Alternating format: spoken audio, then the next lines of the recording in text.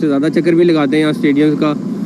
और बेसिक मकसद दो हैं। एक तो ख़ुद पीसीबी की टीम सारी जो है वो मॉनिटर कर रही है, मेरा भी जिस 2-4 दिन बाद जब चक्कर लगता है, प्लस बाकी सारे हमारे ऑफिशियल तकरीबन रोज़ की बुनियाद पर यहाँ पे भी और कराची में भी और जो थोड़ा बहुत पिंडी का काम हो रहा है, तीनों जगहों पे पीसीबी के ऑफिशियल मौजूद हैं।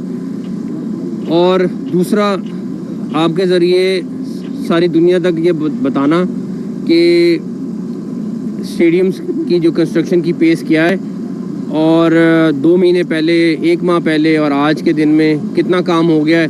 और आपके सामने अल्हम्दुलिल्लाह आप देख सकते हैं कि माशाल्लाह FWO जिस तेज़ी से काम कर रही है और रिज़ल्ट आपके सामने है। और इंशाल्लाह ताला हमारी जो डेडलाइन है हम उससे चंद दिन आगे ही हैं, पीछे नहीं हैं।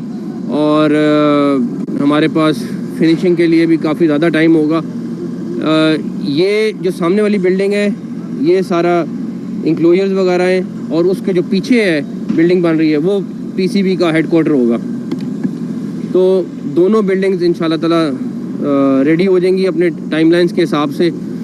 और हम अल्लाह ताला ने चाहा तो अपने टारगेट को अचीव करेंगे और चैम्पियंस ट्रॉफी इंशाल्लाह ताला पाकिस्तान में खैरियत से कराएंगे इंशाल्लाह ताला। आईसीसी ने अभी तक कोई रिप्लाई किया है पाकिस्तान के स्टैंड पे, जो पाकिस्तान ने कहा है कि कोई हाइब्रिड मॉडल नहीं होगा, ना ही यहाँ से शिफ्ट होगी। पीसीबी ने एक लेटर भी लिखा हुआ है, तो आईसीसी की तरफ से या बीसीसीआई की तरफ से अभी तक कुछ आया? मेरा वैसे दिल था आज हम स्टेडियम्स की बात करें खाली, लेकिन इतना मैं आपको बता देता हूँ, हमने लेटर लिखा था, बिल्कुल लिखा था, उसके जवाब का इंतज़ार है। हमारी सिर्फ इंटरेक्शन आईसीसी के साथ हो रही है और हमें उन्हीं से जवाब का इंतज़ार है।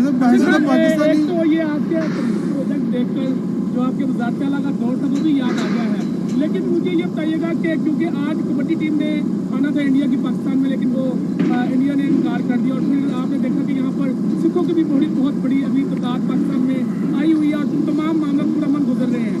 तो इंडियन टीम जिस तरह आप फरमा रहे हैं कि राब्ते में भी है, तो क्या आप ये समझते हैं कि कोई इसमें मजीद प्रेशर डाला जाए आईसीसीआई के थ्रू इंडिया पर? देखें, मैं आज भी ये बिलीव करता हूँ कि कोई भी स्पोर्ट्स और सियासत अलग-अलग चीज़ें हैं, इसको किसी भी मुल्क को बीच में नहीं लाना चाहिए और मैं अभी भी अच्छे की तवक्को रखता हूँ।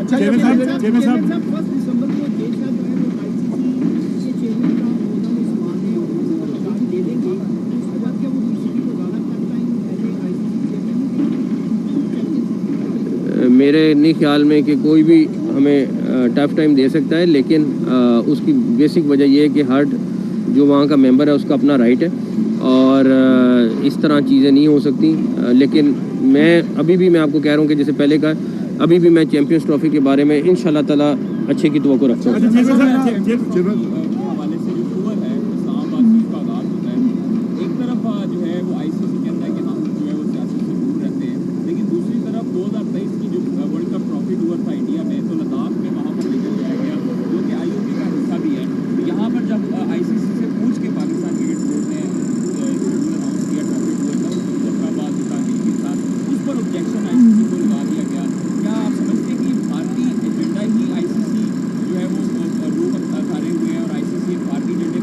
मेरा ख्याल है आईसीसी को अपनी क्रेडिबिलिटी के बारे में खुद सोचना पड़ेगा कि वो दुनिया की तमाम क्रिकेट बॉडीज़ की एक बॉडी है। और दूसरा, अभी भी वो रीस्केड्यूल हुआ है, अभी तक हमें कोई कैंसिलेशन की इतला नहीं है, बट रीस्केड्यूल ज़रूर हुआ है। हाँ जी कोच का हाँ, मैं आपको उसका डिटेल बता देता हूँ। हमने टेम्परेरी तौर पर चैम्पियंस ट्रॉफी तक आकिब जावेद साहब से रिक्वेस्ट की है कि वो एज हेड कोच अपने फ़राइज़ सरअंजाम दे दें। उसकी वजह ये है कि हम जल्दी में कोई फिर दोबारा से कोच ले आएँ और कोई चीज़ हो इस तरह की, वो मुनासिब नहीं है। तो ये जो 3 महीने का गैप है वो आकिब जावेद साहब पूरा करेंगे।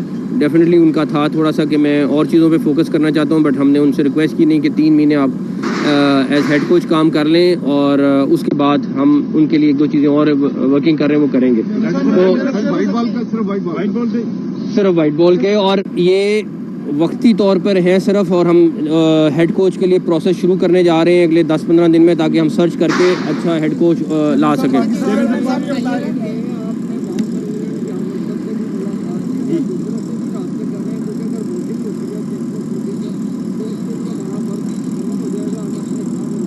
देखें, इस टाइम तकरीबन बाकी दुनिया की तमाम टीमें जो चैम्पियंस ट्रॉफी के लिए क्वालिफाई की हैं सब आने को तैयार हैं और किसी को कोई मसला नहीं है।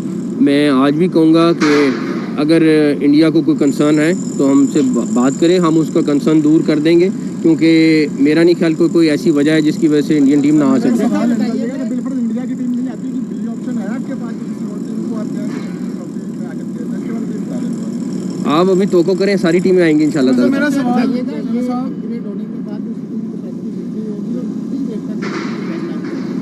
ये चैम्पियंस ट्रॉफी से पहले मुकम्मल होना है। 30,000 की तो सिर्फ ये वाली कैपेसिटी है, उसके बाद आई थिंक उसकी कैलकुलेशंस कर रहे हैं वो सामने वाली बिल्डिंग की, तो ये तकरीबन 30,000 से प्लस ही होगा। सारे इंक्लोजर उस तरह हैं, किसी इंक्लोजर को तब्दील नहीं किया जा रहा, सारे इंक्लोजर उस तरह के।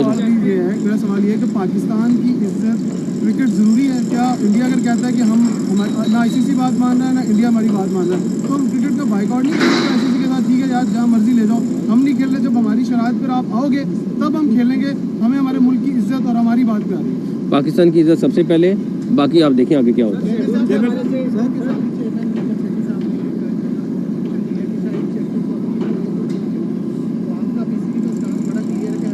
हमारा स्टांस बिल्कुल क्लियर है, हमने पहले बता दिया हुआ है, अब इंशाल्लाह ताला अपने स्टांस पे रहेंगे।